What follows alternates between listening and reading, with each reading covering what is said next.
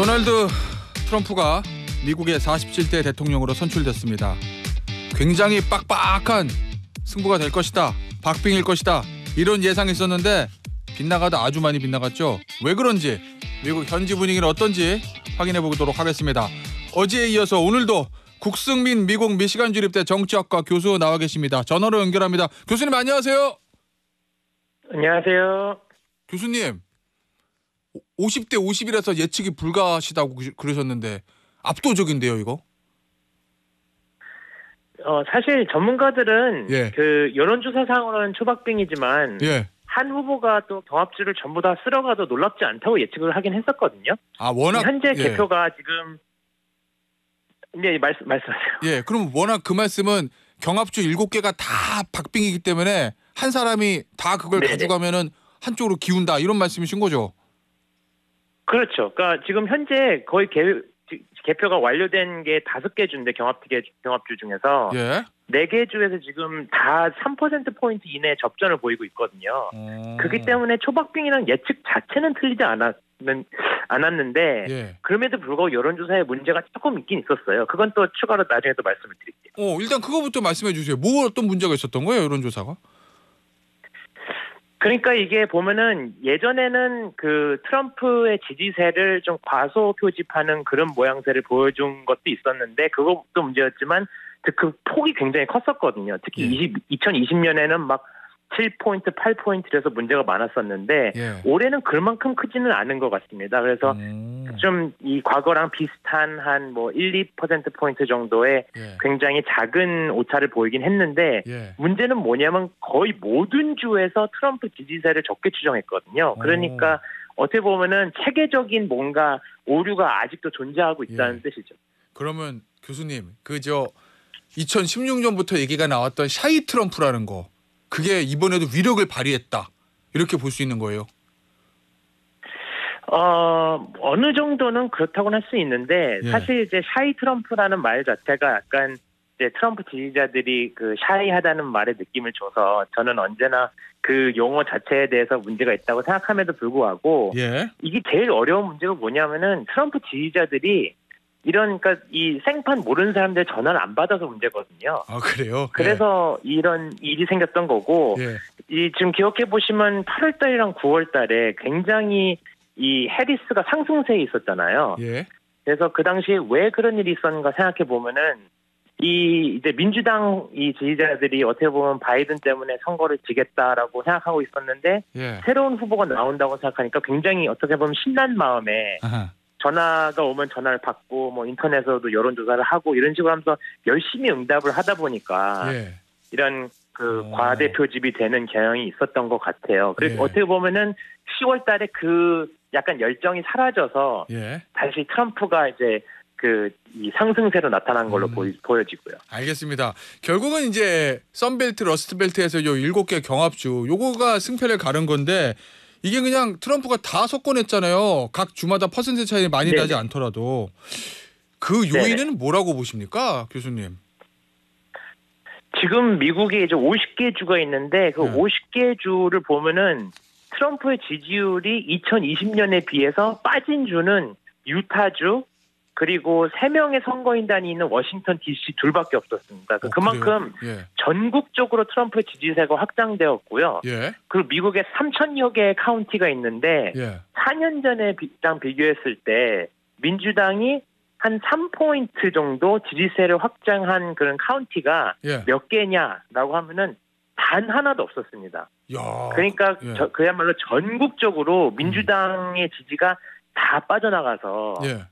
이런 문제가 생겼던 것 같고요. 예. 그래서 2020년 경합주 승부가 굉장히 팽팽했었거든요. 예, 근데 그렇죠. 전국적으로 3~4포인트씩 트럼프로 이동하면은 당연히 7개 경합주를 다 쓸어갈 수밖에 없죠.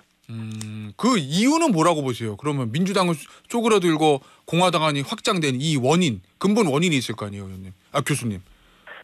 역시 경제입니까? 결국 바이든 행정부, 예. 결국 바이든 행정부의 인기가 예. 안 좋았다는 게 가장 큰 것 같고, 그리고 물가 상승에 대한 불만이 가장 컸던 걸로 보이고요. 예. 그리고 또 하나는 해리스 후보가 바이든과의 차별화를 했었어야 되는데 예.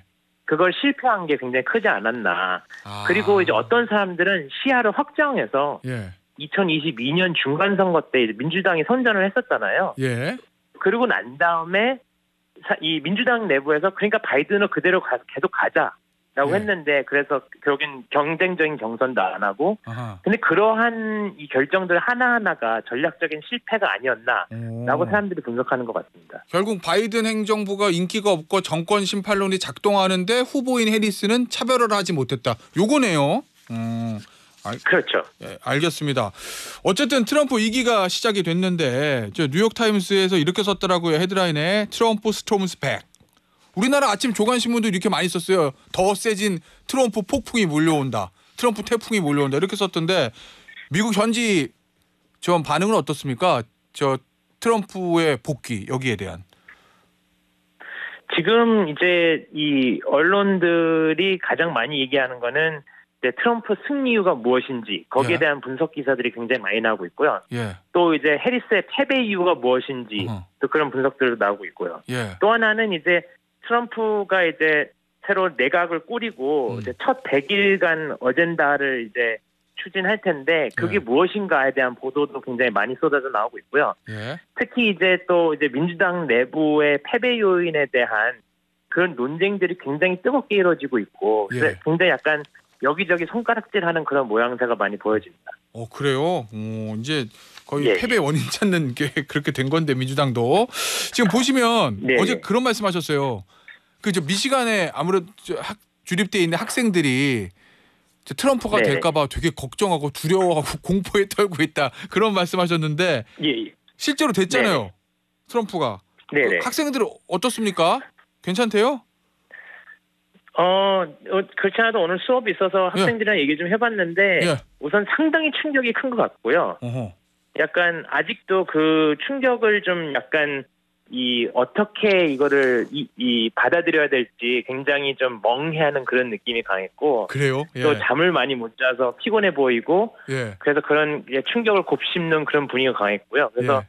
오늘 수업에서는 그 대선에 대한 종합적인 토론을 했는데 예. 이제 뭐 해리스의 중도 행보를 어떻게 봐야 될 것인지 예. 부통령 후보 선정, 월수 후보 선정한 거라든지 예. 바이든 정부와의 차별화 실패 같은 다양한 패배 요인을 얘기해봤고요. 예. 그리고 또 이제 왜 라틴계 유권자들이 대거 공화당을 지지하게 됐는지 그런 토론도 해봤고요. 근데 전반적으로 예. 굉장히 걱정을 많이 한 느낌이고 동시에 비판할 사람을 찾고자 하는 그런 느낌을 받았습니다. 의원님, 교수님 그 부분이요. 라틴계 아니 언론 보도 보니까 네네. 흑인 저하고 히스패닉 표가 예전처럼 결집이 되지 못했다. 전통적으로 민주당 표인데 그건 왜 그렇다고 보세요? 네네. 흑인하고 히스패닉 결집 못 시킨 거.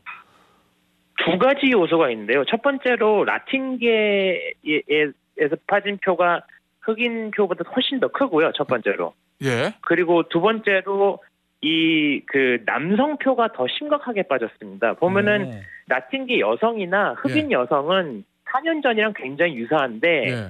남성표가 굉장히 많이 빠졌다는 게 이번에 드러나고 있고요. 어허. 그래서 이제 특히 이제 라틴계 그런 이 지지 성향이 외변했나에 대한 분석을 여러 가지 좀 설이 있는데 첫 번째 설은 이제 기본적으로 라틴계 유권자들은 이런 그 문화적으로 보수적이기 때문에 약간 예. 민주당의 어떤 이런 아하. 그 진보적인 행보에 대해서 예. 원하지 않는다라는 그런 설이 있고요. 또 다른 설은 이제 예. 전반적으로 경제가 가장 중요한데 이제 자기가 경제적으로 좋아지면 지지하고 예. 경제적으로 안 좋아지면은 지지를 빼앗는 어떻게 보면 그래서 굉장히 민주당과 공화당을 왔다 갔다 하는 스윙 성향 때문에 그런 것이다라고 보는 견해도 있고요. 알겠습니다.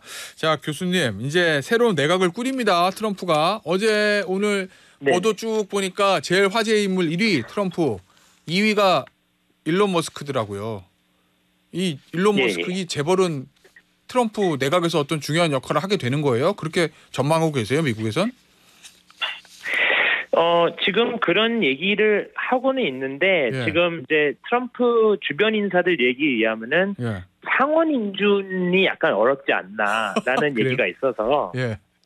그 입각을 시키기보다는 예. 약간 위원회나 태스크포스 같은 걸 주고 권한을 굉장히 크게 줄 거라는 얘기가 나오고 있고요. 예. 일론 머스크가 되게 처음부터 자기는 정부의 효율성을 올리겠다, 뭐 맞아요.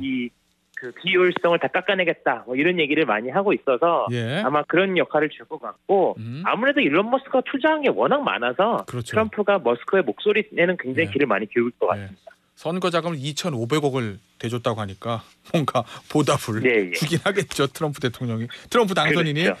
예. 알겠습니다. 교수님 오늘 저 인터뷰는요 여기서 마무리하도록 하겠습니다. 지금까지 국승민 미국 미시간 주립대 정치학과 교수였습니다. 감사합니다.